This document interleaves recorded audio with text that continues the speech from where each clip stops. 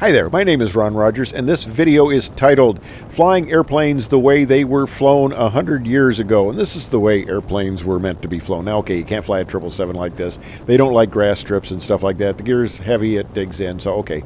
But the way you should fly little airplanes is nice, tight, close-in patterns where if the engine quits, you can actually get to the runway. Now, I fly my home base. This is Dacey Airport up by Harvard, which is, there are a lot of Stearmans up there. It's a real kind of old-time airport, grass strip, just fun as can be to fly out of.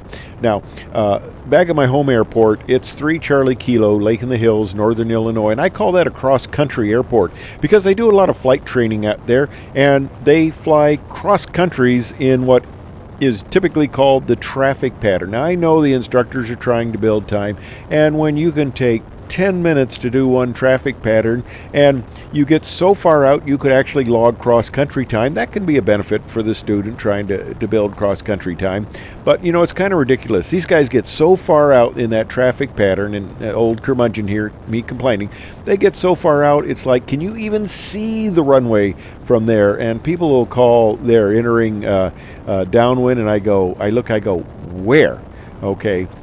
If these guys lose an engine, I mean, it's going to be an expensive taxi ride back to the airport. They are so far out. I like flying nice, tight patterns the way they used to be. Now, this aircraft is a Great Lakes. It was certified in 1929. Mine is, okay, don't tell anybody I'm cheating here because this was built in 2022.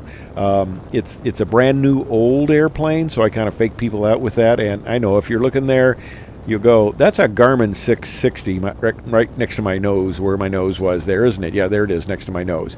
That's a Garmin 660. Yeah, it is. Okay, I got navigation base there, and I take my iPad with me when I go cross countries.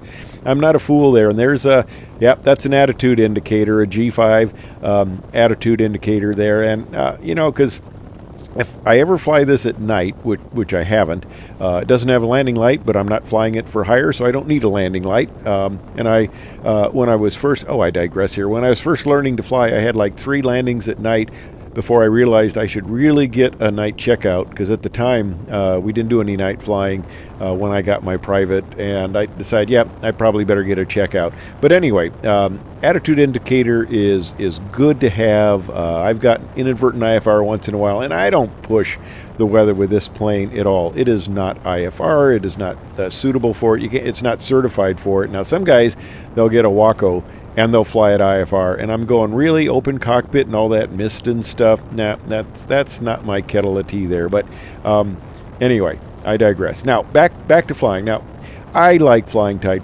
patterns, and you know, I've seen Fitz Fulton bring the B-52 at Edwards down initial pitch out and fly patterns that are tighter than these guys fly in their Piper 140, and they've got 1 engine, he's got 8 engines. Okay.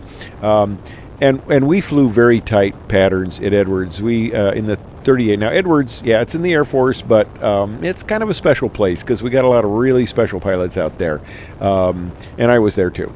But anyway, we've got the world's greatest pilots out there, and there was an approach in the 38. We called it the NASA approach.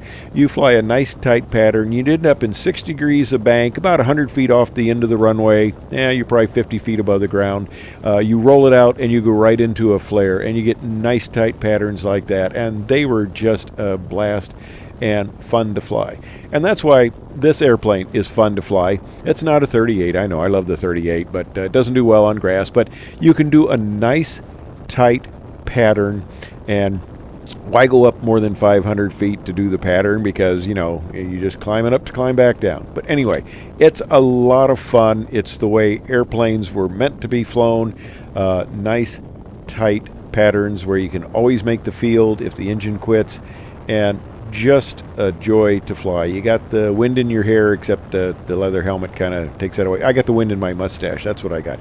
Anyway, these are a lot of fun to fly. I hope you enjoyed the video here of me flying patterns up at Dacey. Thanks for watching. I hope you enjoyed it. Come back soon.